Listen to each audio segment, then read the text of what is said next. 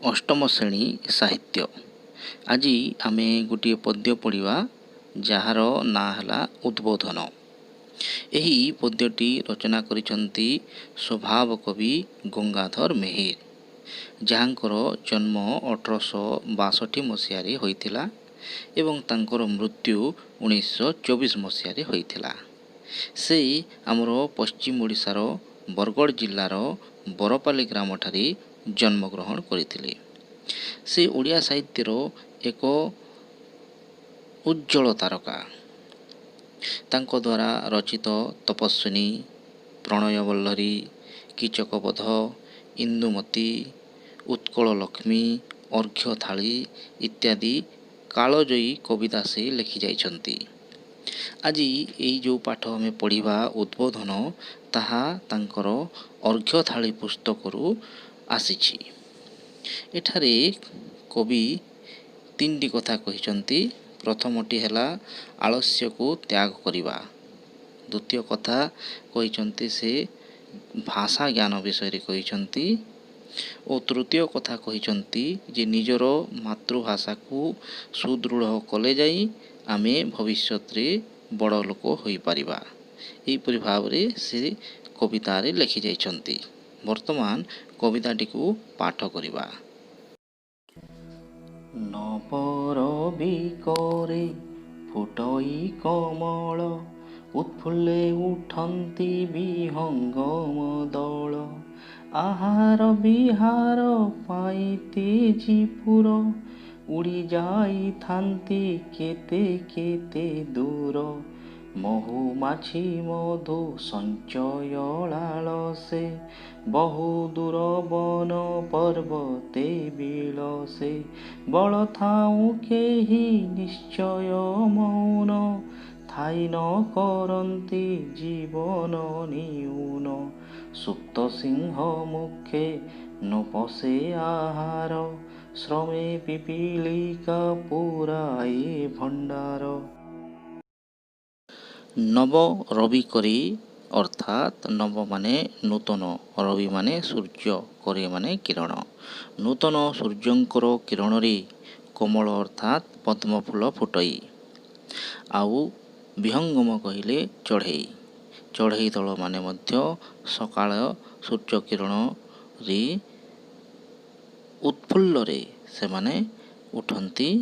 आहार अर्थात खाद्य पाई और विहार अर्थात बुलिबा पाई से माने निज निजर पुर अर्थात निज निजर स्थान बा जागा से माने जोठारे रहंती सेटा तांकर पुर से त्याग करी, तेजी माने त्याग करी बहु दूर पर्यंत से माने उड़ी जाइथांती। सेहीपरि महुमाछी महु संचय करिबा पाई बहु दूर वन पर्वत रे से उड़ी जाई थाए। छोटिया जीवटे हेले मध्य सुंदर महु मीठा महु पाई से पर्वत बा वन को गमन करि थाए। किंतु बल थाई जदि जी मौन रहिबो ताहेले तार जीवन हीन बा तार जीवन खराब हो गला बोली आमे भाबिबा। यार एक सुंदर उदाहरण देइछंती कवि जे सुप्त सिंह मुखे न पशे आहार, श्रमे पिपीलिका पुराए भंडार। अर्थात सिंह जी की शक्तिशाली पशु मानकर राजा, से जदि शोइथिबो ताहेले ता पाखको केबे मध्य खाद्य आहार माने खाद्य आसीबो नाही। किंतु परिश्रम करी पिपीलिका माने पिंपुड़ी तार भंडार घर को भर्ती करि थाए, जहाकु से वर्षा दिने व्यवहार करे। मिलिथिले पाटी सोई वृक्ष तले, वृक्षच्युत फल न पड़े कबले। एहार अर्थ है जे जदि जड़े परिश्रम न करी जदि गछ तले जदि शोइथिबो, पाचिला फल गछ तले पाटी खोली जदि शोइथिबो, मेलिथिले अर्थात खोली पाटी खोली जदि शोइथिबो ताहेले वृक्षच्युत फल अर्थात वृक्षरू पाचिला फल झड़ी पड़े ताको वृक्षच्युत फल कहा जाए। तो सही फल मध्य पाटी को आसी पड़िबो नाही। फलटिए खाइबा पई आमको गछ को चढ़िबा को पड़िबो बा फल को गछरू झाड़िबा को पड़िबो।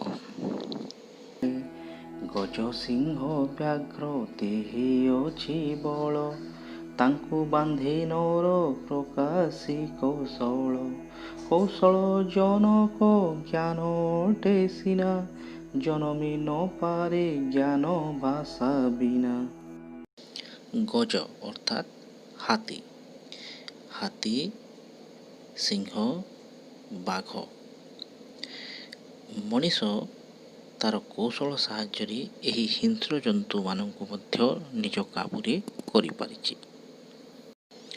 କୌଶଳ ଜନକ ଜ୍ଞାନ ଅଟେ ସିନା, ଅର୍ଥାତ୍ କୌଶଳର ଜନକ ବା ଜନ୍ମଦାତା ଜ୍ଞାନ ଅଟେ। ଆଉ ଏହି ଜ୍ଞାନର ଜନ୍ମଦାତା ହେଲା ଭାଷା। ତେଣୁ ଭାଷା ବିନା ଜନମି ନ ପାରେ ଜ୍ଞାନ ଭାଷା ବିନା, ଅର୍ଥାତ୍ ଭାଷା ବିନା ଜ୍ଞାନ ମିଳେ ନାହିଁ, ଆଉ ଜ୍ଞାନ ବିନା କୌଶଳ ଆମକୁ ମିଳିପାରିବ ନାହିଁ। ଭାଷା ଯୋଗୁ ସିନା ଦମି ଜୀବ ଗଣ, ମାନବ କରଇ ବିଶ୍ୱେ ରାଜପଣ। ଯା ଭାଷା ଦୁର୍ବଳ ସେ ନିଶ୍ଚୟ ଅଧମ, କାହିଁ ହେବ ଆନେ ପ୍ରତିଯୋଗୀ କ୍ଷମ। ଭାଷା ଯୋଗୁ ସିନା ଦମି ଜୀବଗଣ, ମାନବ କରଇ ବିଶ୍ୱେ ରାଜପଣ। ଅର୍ଥାତ୍ ଭାଷା ଜାଣିଥିବାରୁ ମଣିଷ ଏହି ବିଶ୍ୱରେ ଏକ ଶ୍ରେଷ୍ଠ ଜୀବ ଭାବରେ ଅନ୍ୟ ଜୀବମାନଙ୍କୁ ଆୟତ୍ତରେ କରିଛି ବା ଅନ୍ୟ ଜୀବମାନଙ୍କୁ ନିଜର କାମରେ ଲଗାଉଛି। ଅର୍ଥାତ୍ ହିଂସ୍ର ଜନ୍ତୁମାନେ ଯେତେ ଶକ୍ତିଶାଳୀ ହେଲେ ମଧ୍ୟ ତାଙ୍କୁ ଭାଷା ଜଣା ନାହିଁ, ଯାହାଫଳରେ ସେମାନେ ନିଜ ନିଜ ମଧ୍ୟରେ ଭାବର ଆଦାନ ପ୍ରଦାନ ବା କମ୍ୟୁନିକେସନ୍ ଗ୍ୟାପ୍ ଥିବାରୁ ମଣିଷ ଏଭଳି ଏକ ଜୀବ ସମସ୍ତ ଜୀବମାନଙ୍କ ଉପରେ ରାଜୁତି କରୁଛି। ସେହିପରି ଯା ଭାଷା ଦୁର୍ବଳ ସେ ନିଶ୍ଚୟ ଅଧମ, କାହିଁ ହେବ ଆନେ ପ୍ରତିଯୋଗୀ କ୍ଷମ। ଅର୍ଥାତ୍ ମଣିଷମାନଙ୍କ ମଧ୍ୟରେ ମଧ୍ୟ ଯାହାର ଭାଷା ଦୁର୍ବଳ ବା ଯାହାର ଭାଷା ଜ୍ଞାନ ନାହିଁ, ସେ କୌଣସି ପ୍ରତିଯୋଗିତାରେ ସକ୍ଷମ ହୋଇପାରିବ ନାହିଁ ବା କୌଣସି କାର୍ଯ୍ୟରେ ସକ୍ଷମ ହୋଇପାରିବ ନାହିଁ। ଉଚ୍ଚ ଭାଷୀ ଲୋକେ ତାକୁ ନିଚ ଗଣି, ଉଚ୍ଚ ସମାଜରେ ହୁଅନ୍ତି ଅଗ୍ରଣୀ। ଯେ ନର ନ ବୁଝେ ମାନ ଅପମାନ, ନ ହୋଇକି ସେହୁ ପଶୁର ସମାନ। ଯା ଭାଷା ଦୁର୍ବଳ କାହିଁ ତାର ଜ୍ଞାନ, କାହିଁ ତାର ରାଜ ଦୁଆରେ ସମ୍ମାନ। ଉଚ୍ଚ ହେବା ପାଇଁ କର ଯେବେ ଆଶା, ଉଚ୍ଚ କର ଆଗେ ନିଜ ମାତୃଭାଷା। ତେଣୁ ଯାହାର ଭାଷା ଜ୍ଞାନ ନାହିଁ ତାକୁ ଉଚ୍ଚ ଭାଷୀ ବା ଶିକ୍ଷିତ ଲୋକେ ତାକୁ ନୀଚ ବୋଲି ଦେଖନ୍ତି ବା ହୀନ ଦୃଷ୍ଟିରେ ଦେଖନ୍ତି। ଆଉ ଉଚ୍ଚ ସମାଜରେ ହୁଅନ୍ତି ଅଗ୍ରଣୀ, ସମାଜରେ ଶିକ୍ଷିତ ଲୋକମାନଙ୍କୁ ସମ୍ମାନ ମିଳେ। ଯେ ନର ନ ବୁଝେ ମାନ ଅପମାନ, ନ ହୋଇକି ସେ ପଶୁର ସମାନ। ଅର୍ଥାତ୍ ଯେଉଁ ମଣିଷ ନିଜର ମାନ ଅପମାନ ଯଦି ବୁଝିପାରିବ ନାହିଁ ବା ନିଜର ସେଲ୍ଫ ରେସ୍ପେକ୍ଟ ଯାହାର ନାହିଁ, ତାକୁ ପଶୁ ସହିତ କବି ତୁଳନା କରିଛନ୍ତି। ଯା ଭାଷା ଦୁର୍ବଳ କାହିଁ ତାର ଜ୍ଞାନ, କାହିଁ ତାର ରାଜ ଦୁଆରେ ସମ୍ମାନ। ଅର୍ଥାତ୍ ଯାହାର ଭାଷା ଜ୍ଞାନ ନାହିଁ ତାକୁ ଜ୍ଞାନ ଆସିବ ନାହିଁ ବା ସେ ଜ୍ଞାନୀ ହୋଇପାରିବ ନାହିଁ। ଅର୍ଥାତ୍ ଯେଉଁ ଲୋକ ଯଦି ପଢ଼ି ଲେଖି ଜାଣିନଥିବ ସେ ଜ୍ଞାନ କେଉଁଠୁ ଆହରଣ କରିବ। ଆଉ ଏହିପରି ଲୋକମାନଙ୍କର ରାଜଦୁଆରେ, ଅର୍ଥାତ୍ କୌଣସି ଏକ ସଭା ସମିତି ବା ଯେକୌଣସି ଏକ ବିଶିଷ୍ଟ କାର୍ଯ୍ୟରେ ତାର ସମ୍ମାନ ନଥାଏ। ତେଣୁ ଭାଷାକୁ କବି ଏଠାରେ ପ୍ରଭୁତ୍ୱ ଦେଇଛନ୍ତି ବା ଭାଷାର ମହତ୍ତ୍ୱକୁ ବୁଝାଇଛନ୍ତି। ଏହି ସମ୍ପୂର୍ଣ୍ଣ କବିତାର ଗୋଟିଏ ମୁଖ୍ୟ ଲାଇନ୍ ହେଲା, ଉଚ୍ଚ ହେବା ପାଇଁ କର ଯେବେ ଆଶା, ଉଚ୍ଚ କର ଆଗେ ନିଜ ମାତୃଭାଷା। ଏଇଥିରେ କବି କହିଛନ୍ତି ଯେ ଯଦି ସଂସାରରେ ବଡ଼ ଲୋକ ହେବାର ଅଛି ତାହେଲେ ନିଜର ମାତୃଭାଷାକୁ ସେତିକି ମହତ୍ତ୍ୱ ଦେବା ଦରକାର। କିନ୍ତୁ ଆଜିକାଲି ଉଲ୍ଟା ଦେଖାଯାଉଛି। ଆମର ଇଂଲିଶ ମିଡ଼ିୟମରେ ଅଧିକାଂଶ ପିଲାମାନେ ଶିକ୍ଷା ଲାଭ କରୁଛନ୍ତି ଓ ସେମାନେ ଓଡ଼ିଆ ମିଡ଼ିୟମରେ ପଢ଼ୁଥିବା ପିଲାମାନଙ୍କୁ ହୀନ ଦୃଷ୍ଟିରେ ଦେଖୁଛନ୍ତି। ଯାହାକି ବହୁତ ଭୁଲ ଧାରଣା। ଏଇ ଦୁନିଆର ଯେତେ ବି ମହାନ ଲୋକ ସବୁ ଅଛନ୍ତି ସେମାନେ ତାଙ୍କର ଶିକ୍ଷା ଆରମ୍ଭ କରନ୍ତି ନିଜର ମାତୃଭାଷାରୁ। ସେମାନେ ଅନ୍ୟ କୌଣସି ଭାଷାରେ ଶିକ୍ଷା ଲାଭ କରି ନଥିବାର ଆମେ ନିଜେ ଅନୁଭବ କରିଛୁ ବା ନିଜେ ବିଭିନ୍ନ ପତ୍ରପତ୍ରିକା ବା ପୁସ୍ତକରେ ପଢ଼ିଛୁ। ଆଉ ମାତୃଭାଷାରେ ଅର୍ଥାତ୍ ନିଜ ଭାଷାରେ ଯେଉଁ କବିତା ବା ଯେଉଁ ଗପ ପଢ଼ିଲେ ଯେତିକି ମଜା ଲାଗେ ଅନ୍ୟ ଭାଷାରେ ପଢ଼ିଲେ ତାହା ସେତିକି ମଜା ଲାଗିନଥାଏ। ତେଣୁ କବି କହିଛନ୍ତି ଉଚ୍ଚ ହେବା ପାଇଁ କର ଯେବେ ଆଶା, ଉଚ୍ଚ କର ଆଗ ନିଜ ମାତୃଭାଷା। ଅର୍ଥାତ୍ ନିଜର ମାତୃଭାଷା ହିଁ ସବୁକିଛି, ଏହାକୁ ସମ୍ମାନ ଦେବା କଥା।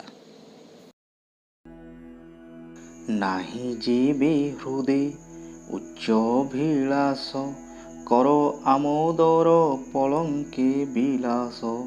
ପ୍ରତିବେଶୀଙ୍କର ଚରଣ ପ୍ରହାର, ଚିହ୍ନ ଶ୍ରେଣୀ କର ବକ୍ଷ ଦେଶେ ହାର। ଅର୍ଥାତ୍ ନାହିଁ ଯେବେ ହୃଦେ ଅର୍ଥାତ୍ ହୃଦୟରେ ଯଦି ଉଚ୍ଚ ଅଭିଳାଷ ନାହିଁ ତାହେଲେ କର ଆମୋଦର ପଲଙ୍କେ ବିଳାସ। ଅର୍ଥାତ୍ ଆମୋଦ ପ୍ରମୋଦରେ ଦିନ କଟାଇ ଦିଅ ବା ଆରାମରେ ପଲଙ୍କରେ ଶୋଇ ବିଳାସ ବ୍ୟସନରେ ଜୀବନ କଟିଦେବା ପାଇଁ ଏଠାରେ କବି କହିଛନ୍ତି। ଯାହା ଫଳରେ କ'ଣ ହେବ ନା ପ୍ରତିବେଶୀ ଅର୍ଥାତ୍ ପଡ଼ୋଶୀଙ୍କର ଚରଣ ପ୍ରହାର ଅର୍ଥାତ୍ ପଡ଼ୋଶୀମାନଙ୍କର ଏଠାରେ ଚରଣ ପ୍ରହାର ଅର୍ଥାତ୍ ଚରଣ କହିଲେ ପାଦର ପ୍ରହାର କହିଲେ ଗୋଇଠା ବା ପ୍ରତିବେଶୀମାନଙ୍କର ଗୋଇଠାକୁ ନିଜର ବକ୍ଷ ଦେଶ ମାନେ ଛାତିରେ ହାର କରି ତାକୁ ପିନ୍ଧିବା ପାଇଁ କବି କହିଛନ୍ତି। ବା ଅନ୍ୟ ଅର୍ଥରେ କବି କହିଛନ୍ତି ଯେ ପଡ଼ୋଶୀମାନଙ୍କର କଟାକ୍ଷ ବା କମେଣ୍ଟ ଶୁଣିବାକୁ ପଡ଼ିବ। ଯଦି ଆମେ ଆଗକୁ ନ ବଢ଼ିବା, ନିଜର ମାତୃଭାଷା ବା ନିଜର ଜ୍ଞାନ ଆହରଣ ନ କରିବା, କୌଶଳ ଆହରଣ ନ କରିବା, ଆଗକୁ ନ ବଢ଼ିବା, ତାହେଲେ କେହି କହୁ ନ କହୁ ପଡ଼ୋଶୀମାନେ ଆଗ କହନ୍ତି ବା ପଡ଼ୋଶୀମାନେ ଆଗ କମେଣ୍ଟ କରନ୍ତି, କଟାକ୍ଷ କରନ୍ତି। ଏହି କଥା ଏଠାରେ କବି କହିଛନ୍ତି। ଉଚ୍ଚ ପଦ ପାଇଁ ଡାକିଲେ ରାଜନ, କେତେ ଜଣ ଅଛ ତହିଁ କି ଭାଜନ। ପ୍ରତିବେଶୀଙ୍କର ସହିତ ତୁଳନା, କରି କର ନିଜ ମଧ୍ୟରେ କଳନା।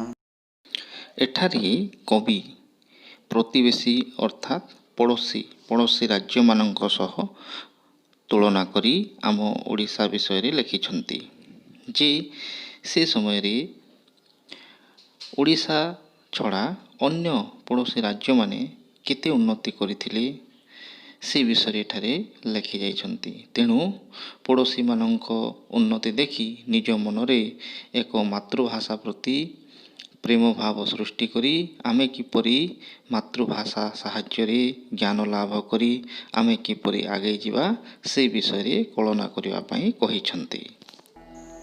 ତହିଁରୁ ବୁଝିବ ନିଜେ କେଡ଼େ ଦିନ, କରିଅଛ ପୁଣି ମାତୃଭାଷାହୀନ। ମାତୃଭାଷା ପୋଥି ଛୁଇଁବାକୁ କରେ, ଅନ୍ୟ କେଉଁ ଜାତି ଲଜ୍ଜା ବୋଧ କରେ। ଉଠ ଭାଇ ଉଠ ନବୀନ ଆଲୋକେ, ଶୋଇଥିଲେ ଚାହିଁ ହସୁଥିବେ ଲୋକେ। ମାତୃଭାଷାର ନିନ୍ଦା କରୁଥିବା ବ୍ୟକ୍ତି ହୀନମାନ୍ୟତାର ଶିକାର ହୁଏ।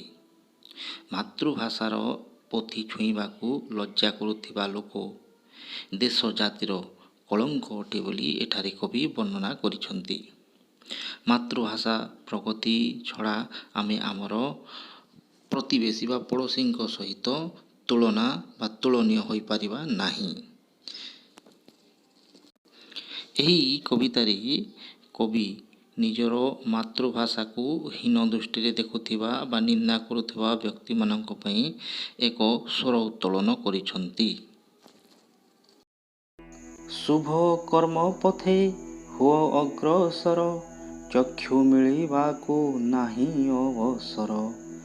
ମାତୃଭୂମି ମାତୃଭାଷାର ବଦନ, ଦୀପ୍ତ କର ଦେଇ ଧନ ଧ୍ୟାନ ମନ।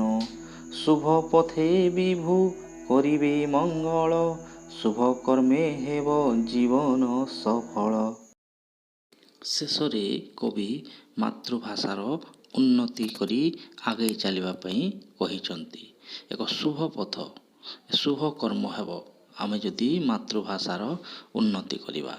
ତେଣୁ ସେ ମାତୃଭାଷାର ସମୃଦ୍ଧି ଓ ଗୁଣଗାନରେ ଆମେ ଆମର ଜୀବନ ପଥ କିପରି ଆଗେଇ ନେବା ଓ ସଫଳ ହେବା ସେ ବିଷୟରେ କବି ଏଠାରେ ଉଲ୍ଲେଖ କରିଛନ୍ତି। ଏହା ଥିଲା ଉଦ୍ବୋଧନ ପାଠର ସାରାଂଶ।